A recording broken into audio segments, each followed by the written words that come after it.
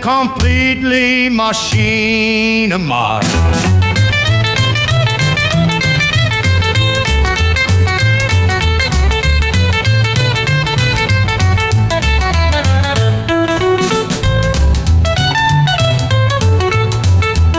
And now for something completely machinima.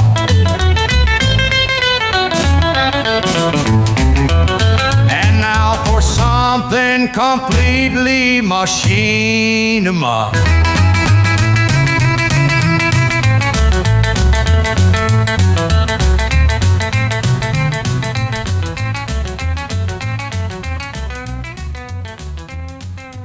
Welcome, everybody, to Now for Something Completely Machinima podcast. I'm here with myself, Ricky, and Tracy Harwood, Phil Rice, and Damian Valentine. Each week, we pick a machinima film and talk about it, and each of us gets to comment, and then the group gets to comment as well. This week, we're going on a pick that I made, and so let's get started with that. I am making a little different choice this week. Rather than choosing a specific film, I'm choosing a game. And I'm using the game to springboard a discussion about creativity and originality. Because viewers of this show know that I value new and creative ideas above a lot of pretty much anything else. So that's just my particular point of view. And I came across this interesting game by watching a video called The 10 Most Boring Video Games Ever Made. And of course, I immediately popped up to number one. And number one is a game called The Desert Bus. And it is a game that was created in the mid-90s as a satire, as a takeoff on Janet Reno in Congress's comments that games were becoming too violent. We had to have games that were that were more adventure and fun than filled with violence. And so Penn and Teller, the wonderful satirists and magicians, came up with a tedious anti-game called The Desert Bus. And it was part of an unreleased Sega CD compilation called Smoke and Mirrors, like the magic alliteration there. And it was a satire, and it's basically a game in which you drive from Tucson to Las Vegas, point of view in a bus. And it is literally all that the game is. You drive for 8 hours, real time, from Tucson to Las Vegas. And I was fascinated that the commenter on the game went on and on about how bad the game is and how boring it is. It's the most boring video game ever made and everything. And I could see that point. But when I started watching, because there's someone who's played and recorded the entire 8 hours, I started watching it. And that's not what occurred to me. What immediately occurred to me was who's driving the car? Who's driving the bus? And do they have a passenger? And what would they talk about for 8 hours? And then immediately I started thinking about Phil and I taking that bus drive and what we would talk about. And then that made me think, well, you could make an interesting, funny machinima out of this. And then that led me to thinking about the great deal of machinima is made as a kind of response to two things: popular culture, creations like movies and things like that, and also other machinima. People, they see the game and they go, well, I want to tell the story of a character in that. And they choose all the most biggest, most popular games: Grand Theft Auto, Red Dead Redemption, Half-Life 2. And I was thinking, well, why don't more people look for odd and weird games? to make their machinima from. And it got me to thinking about creativity in machinima. As I was researching some of these ideas, I came across a really great definition of creativity that I wanted to share with you. Creativity is the ability to generate novel, imaginative, and valuable ideas or solutions involving thinking differently to bring something new into existence, whether it's a story, art, or a solution to a problem. And I began thinking, well, why don't other machinima filmmakers create these interesting films, by making them original? And what are the benefits? The benefits are that your creative ideas will stand out from the crowd. It'll challenge the creator's mind and it'll be fun. And if you can use that sense of fun in your machinima or visual or your poetry or whatever you create out of it, it's not only fun for you, but that fun will be transferred to the viewer as well. So I was interested in talking to you guys about creativity in machinima and specifically using Desert Bus. But we can also bring into the conversation other games and that we think are interesting or unique and talk about that. So what do you guys think about this idea? Yeah, I mean, it's a game like this is a blank slate, isn't it? It's like you said, there's not any other lore that you're building on, and that may be why it's more challenging to. There's a little bit more pressure on the storyteller to come up with everything, or at least on its surface, that's what it appears to be. So, but I thought the exact same thing when watching this game. I thought I was thinking more literally of, like you could just make a machinima that it's just the audio. And so the only visual is the game, but you're hearing the conversation happen, right? Right. That would be the simplest way to do it with no additional assets. Or you could pixel art some characters and actually have them be ear over the shoulder, right? And hearing them talking. And yeah, it's very much, I mean, that's a format that I've played with in a few different contexts just in the past 12 months on my channel with the Ralph and Chuck as two guys standing at the urinal and from Male Rescue Medikit, and Odad is the father and mother from Father Frag's Best driving down a road, and it's just all about, there's no action, it's just them talking, it's just conversations. And then a new one that I just launched with Lance, the freelance ambulance driver. Again, it's very simple, it's all about conversations. So this is a nice canvas on which you could do something like that. Without having to do any action or graphical wizardry or anything. It just becomes about the writing. So yeah, I think it's I was really entertained by this the video that you shared with us of the guy reviewing it. I didn't really. Yeah, he spent a lot of time talking about how boring the game was, but sometimes he did so with a bit of a twinkle in his eye. Like that there was this sense of that he kind of also. At one point, he openly said, "I kind of admire that someone had the stones to actually do this. Like it's so brazenly against type, And I think that's true. You think he understood that it was satire? I do. I mean, I hope so. I sure hope so because it's If so, he hasn't really paid much attention to Penn Jillette, right? Who, by the way, is one of my favorite human beings to have ever walked the earth. He's just really funny, very, very talented, and very articulate. So his satire is right up my alley. And I did not know that they were involved with or responsible for or inspired or however they made this happen, but it totally fits with the style of satire that is their brand. So, yeah, it's funny. I think the funniest part to me about this whole thing is the fact that the bus keeps listing to the right, pulling to the right. You can't just leave it, and there's no pause. There's no pause functionality at all. Yeah. And it's all in real time. And if you do let it roll over to the side, a tow truck will come and tow you back to the start again in real time. Just amazing. And then the crowning finish is at the end. If you do complete the game all 8 hours, you're rewarded with 1 point.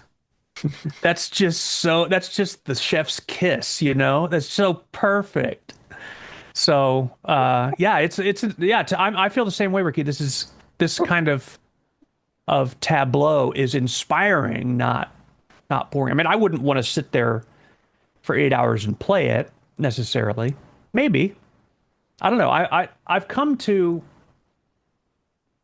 the older I get, the more I value boredom. And I'll tell you what I mean by that. It centers around. There's actually a quote that I jotted down a few months ago that I heard Jimmy Carr say. Jimmy Carr's a well-known comedian from the UK, and he says boredom is underrated. Boredom is not a bug; it's a feature. Boredom is unappreciated serenity. And I've heard people talk about boredom in the context of creativity too. That actually it's a shame that we're raising a culture of kids who cannot tolerate boredom. They have to have something in front of their face stimulating them all the time. And what a Yeah. tragedy that is for creativity, because creativity springs from that quietude, you know? I think that's very true. Yeah. So I don't hadn't heard that. That's very good. yeah, I don't love the feeling of being bored, but I love where that brings me. I've learned to use it. And so a quiet drive, I recently moved house, and so my commute is about 15 minutes longer than it used to be. And I love it. You'd think that I'd want to, have less commute, but I love it because it's the only time in my day where nobody's throwing anything at me, nobody's talking to me, nobody's asking something of me. And the instinct is to, well, let's turn on some music or a podcast or something, which sometimes I do. But many times it's just a matter of, man, this quietude is nice. I get to think. I get to just think. I come up with some great ideas there. And there's the old cliche of people come up with their best ideas in the shower. What do you think that is? It's the solitude. It's the quote unquote boring context can be really fertile ground if you just let it be, Yeah. So, and I think this game, it falls in with that whether it was intentional or not, I don't think that was the intent of making this Right, game. right. You outlined what the intent was, right? But I think that's a side effect of a long, boring drive. Yeah. Is you can come up with some incredible ideas, if you just So what would you do? What sort of film would you make from Desert Bus, Phil? Well, it wouldn't be an 8-hour film, that's for sure.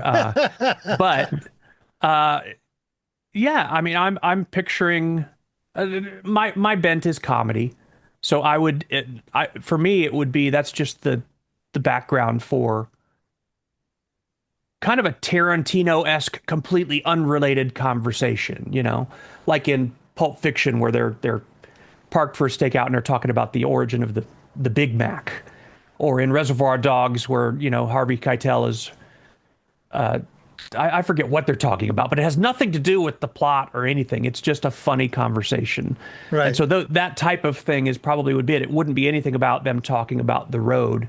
It wouldn't be anything on the nose like that for me. That's just the approach that I would take with it. So that's the kind of thing I would likely do. So the focus would less be on the spectacle aspect, up the visual aspect, but on the writing and the characters. Yeah. In a comic which in a way is sense. a shame. In a way is a shame because the whole point of this game, I think, is to draw attention to its pointlessness. And what I would my instinct would be to ultimately make the viewer kind of ignore that by the end of watching my 3-minute, 5-minute conversation, they wouldn't think about how boring that desert road was at all. They probably wouldn't even notice. And maybe that's a shame, However, it would fit in with the idea of creativity, because you would be transforming this experience into something else. Yeah. Red versus blue, it occurred to me, was one of those, although it's not a boring game, I never found it particularly interesting because the visuals were silly. The guys were, the, they were all locked in this particular kind of movement and everything. What made that show interesting was the comic writing in it. Yeah. Well, and that's true from scene one. Scene one really Yes. was the uh, if you ask me, it peaked there. Like that was the ultimate. These two guys standing in this landscape, but they're having a conversation about existence, right? It has nothing to do with the game or Nothing anything to to do do. with the game at all. And yeah, Yeah. it was entertaining that way. That's my favorite part about the classic Machinima apartment hunting is that these conversations that they're having, they're walking through and this apartment that they're evaluating, talking about why Dukakis lost the election in '88. Just amazing. Amazing. Yeah. They used Quake, this boring first level that everyone knows about, as a place to have these very witty conversations, random conversations. So Yeah. yeah, this inspires that kind of thing for me. Yeah. Yeah, when I was watching it, I was thinking about the real time aspect of this journey. I haven't watched. I need to find that video just to see what happened. I know about the point at the end, but does anything visual happen? Like, do you see the city in the background coming closer, or is it just does it just stop? I don't know. There's a guy, I'll give you the link to the guy who played the entire 8 hours. All right, because You I know, was kind of curious about that, but I didn't want to sit down for 8 hours and play it myself to find out. of course. Um, so what I came to my mind was two other games. Microsoft Flight Simulator, the whole series of those, because those flights are real time as well. And Yeah, that's right. if you really wanted to, you could recreate a transatlantic flight that would take, 7 or 8 hours or longer, depending on what you want to do. And that again is in real time. Obviously, with that game, you can speed things up, but you can fly that long journey. And it's going to be incredibly boring because no matter how much of a flight enthusiast you are, nothing's going to happen. You know, they get a little bit of turbulence or something, but you're just going to be flying whatever the flight path is until you get close to the destination and then you land again. And then the other game that came to mind was actually Elite Dangerous, which is probably a bit more exciting of a title, but again, there's some incredibly long journeys that you can take. Um, Something that I did was um, there was a clue in one of the tie-in books that there was something hidden in the galaxy for people to find, and it was a vague description of where it was in the galaxy. And as far as the game world is, it's actually not far away from where the main events of the game take place compared to the whole galaxy. I thought I want to get involved with that. It still took me 5 days of game time. Not that's not 5 days in a row. It took more like 2 weeks because I had to stop and sleep, eat, and do other things. But 5 days worth of just flying through space. Hmm. And after about half an hour, you've gone past the inhabited parts of the galaxy, so you're not going to get attacked by pirates or anything else. You're just flying from one star to another, to another, to another, to another. It was incredibly boring. And you do have some risky moments, but because when you jump into a new system, you're close to the star, so you have to maneuver away quickly, otherwise you die. But you also have to refuel by circling around the star quite close to it, which is again is risky. But by the time you've done that 200 times, it's not like you're just used to it. It's not exciting and it's boring. So I was thinking, well, how do I entertain myself when I had I think I was listening to audiobooks or music or whatever. Just Right, right. yeah. So So if you were to make a movie inside of that particular game, what would it be? How would you go about doing it? um well, for the Elite Dangerous, what I might do is have just the pilot in the cockpit of his ship, and he's on this long journey, and he knows that nothing interesting is going to happen. and that's just his journey. Maybe he talks to the ship's computer, or if he's got a passenger on board, he may talk to them or a crew member. But he's not going to get attacked. There's no pirates or aliens out to get him. It's just his everyday life is this long journey from one place to another. Maybe he's talking a little about what he expects to find when he's there. And in my case, I didn't find anything. So I made this long journey for no reason because even when you get to this area of space where this mystery is, it's huge. Um, so other people were finding it because what you have to do is fly low on planet, close to the surface of planets, and you're visually looking for something because it will not show up on the sensors because there's no power.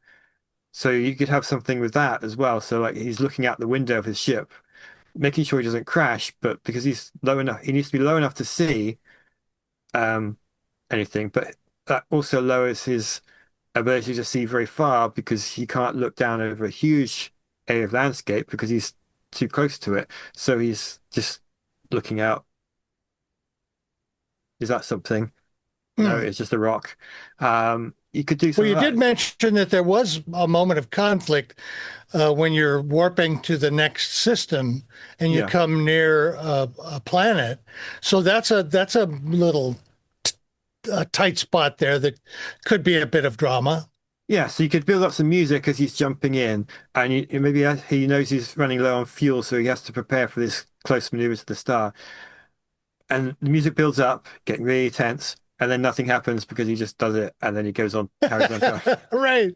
So it's be a sort of slice of life kind of film. Yeah, you could do something like that, and show that space is. I think the lesson here would be space is huge in a way that most science fiction doesn't tell you. See, that's a wonderful idea.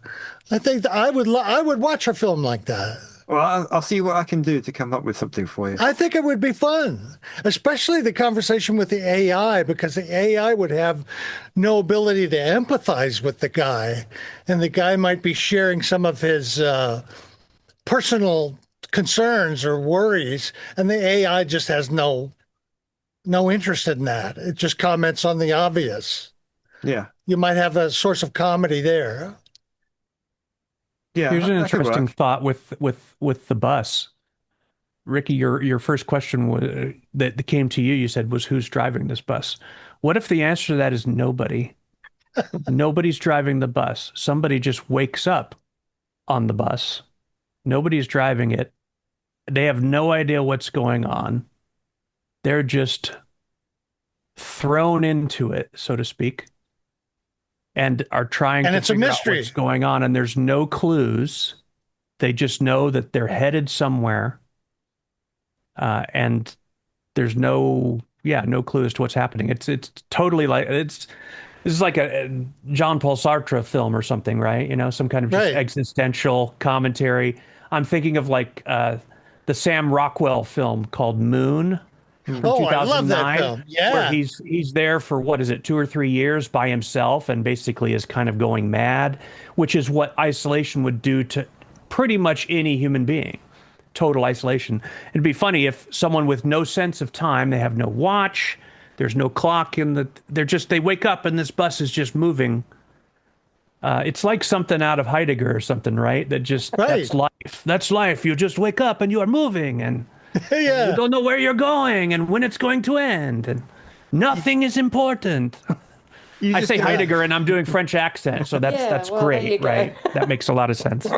you You just get given my me an idea. idea. French funny. existentialism for sure. Yeah. You That's just funny. given me an idea. There would be random conversations between the passengers, and one of them's got an iPad and he's watching Speed. See, that's very funny. That's And the very existential funny. passenger would be like, I wish there was a bomb on this bus. Yeah, yeah. There we go. Yeah. What are your thoughts, Tracy? Well, okay, so yes, I get that. I get all the. In fact, most of my thoughts are actually in a very similar direction to the way you were going with that. But I also had a look at the film, and I also had a look a little bit at of what had happened to the game. And yeah, I mean, apart from being a totally boring game, which this guy does discuss very well. I think there are a couple of things that are noteworthy, and one is actually the community that has emerged around the game, because it's evidently not about playing the game itself, unless, of course, you're somebody that's, you know, you need that kind of moment of meditation where a game like that, this can kind of take you into to a point of zen, if you like, or you're a prisoner and you've got years to hand during which you can do nothing else.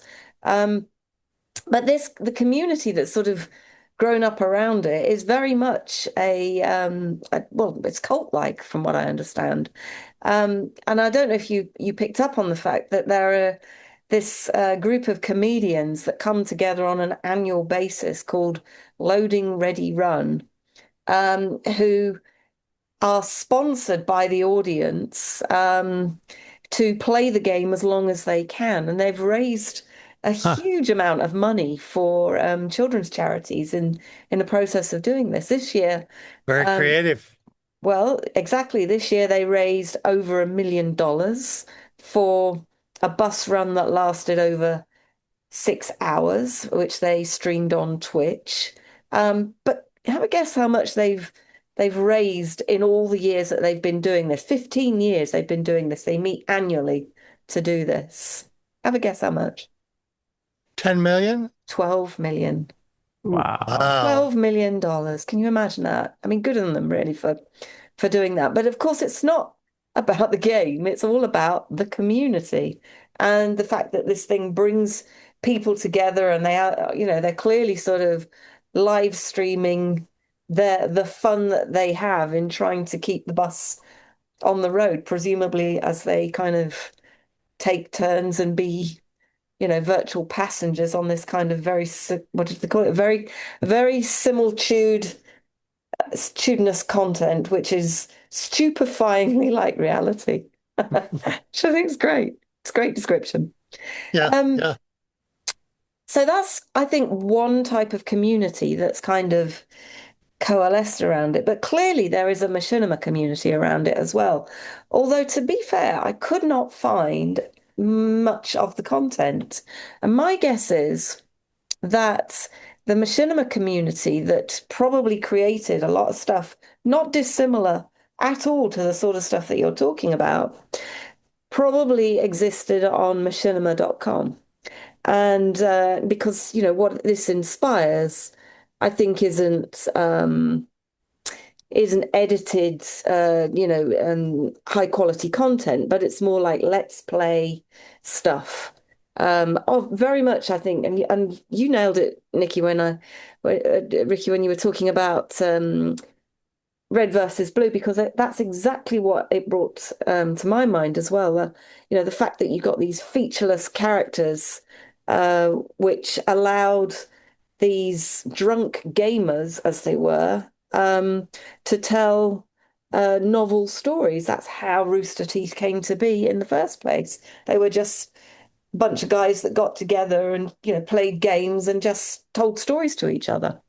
Um, and that's what this is really. This is exactly the kind of medium that enables that kind of creative work to develop, I think. It's that I've kind of vehicle, if you will. Exactly, Yeah, exactly, yeah. exactly it is. I did find one particular artist, a guy called Dave Ball, who has put together in a very serious way, though, not in a very humorous way, in a very serious way, he's put together this soundtrack of him reliving memories of road trips. So, whether it inspires people to think about all the times they've been on long, boring roads and, the arguments that have ensued or the places that they visited on the stop-offs or whatever, I don't know. But there is an artist whose video I will put a link to so you can kind of have a little Cool. look. I'd like to see that. Yeah. But there's many, when you look at these, there clearly has been many that, and I would suggest a lot have disappeared over the years because they got taken Of down course. when the servers were sort of closed. Um, yeah, I mean, I would be very interested to see what people do with this nowadays because, of course, there are many more. People seem to be a lot more creative now with the way that they think about things than I don't mean in terms of the editing. I think the editing thing was the most creative aspect of the early days of Machinima, but people are a lot more creative now because they've been exposed to a lot more different ideas through channels like YouTube. So I'd like to see some more stuff done with this kind of thing. Cool. Yeah, the whole Cool. meme culture, right? Exactly. So you Right. picture someone Exactly. putting a pixelated Ryan Gosling on this bus or something. Right. But it's a scene from some movie or something. Yeah. Well, Yeah. well, exactly. I mean that, I was also thinking about God. I didn't realize anybody had actually played this to the end because I couldn't find that video, and I certainly wouldn't be sitting to watch it. However, the other thing that I picked up on is that you can play it through once and get a point, but there are a maximum of 99 points available. Right. 1 point That's for each run through. 33. That's 33 straight 24-hour days of playing. 792 hours. Who But the would actual score counter is something like 7 digits, but it only goes up to, but it only got to 99. Very funny. Fantastic. Very funny. Well, then it led me to sort of led me on a slightly different path, which is I wonder if anybody's actually written a tool to do it. And sure enough, somebody has. It's not an AI tool because this was done quite a few years ago, but there Just an are auto key thing, right? To automatically press a key at a certain point or a button. Yeah. Well, Sure, so makes sense. when it veers to the right or whatever, it's automatic. You can imagine how somebody would love doing that sort of thing. Yeah. And AI these days, well, I'm sure they'd override it somehow. But 3 months of sitting there playing a game. I mean, I can't imagine who would ever want to do that. Yeah. But yeah, the other thing is I did find a whole list of so-called boring games, which I'm guessing is what you've looked at, but was very interested to see on that list that there actually were quite a few other open world sims as well, including things like The Sims and Second Life.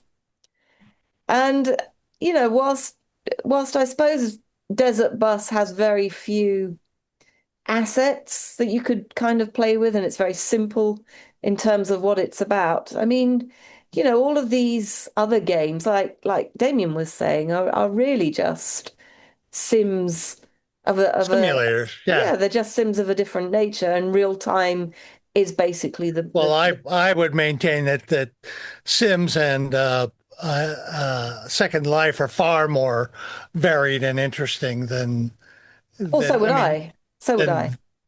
Desert Bus. By the way, Desert Bus, you can get a copy on iOS and an Android if you're interested in checking it out. We'll give you the links on it as well. Last thing I wanted to comment on was that I think something you should think about are weird places in video games where those things that aren't story driven, but they're odd and unusual, can be a source for machinima filmmaking. There's a video that I saw on YouTube called Weird Places in Video Games that I'll give you the link to watch. And lastly, I wanted to say that the film I would make from Desert Bus would be the radio program. And it would be set in a kind of post-Holocaust world in which there's a guy, an astronaut, who has been abandoned on a space station that's orbiting the Earth, and he's figured out a way to broadcast his own little show with music that he likes and stuff like that. And that's what's on the radio. I think you could use AI to create a pixelated hand turning the knobs of that particular station to come up with stuff. And I would do a short film based on this astronaut talking about all kinds of things, his life, the problem that he's in, his fears, his worries, his sense of humor, encouraging people. Are there any survivors down there? What are you doing? You're probably on a bus driving somewhere, that kind of thing. That's what I would. I love That's it. the kind of film that I would make out of it.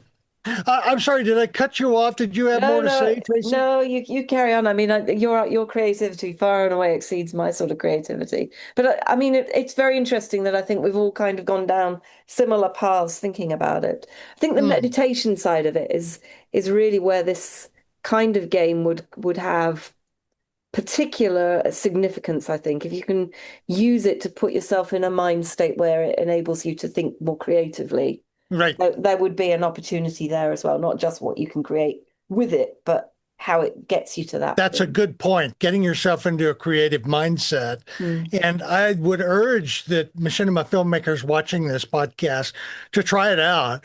There's a list of games, PC games, most of which are abandonware on archive.org of, God, well over 150 games.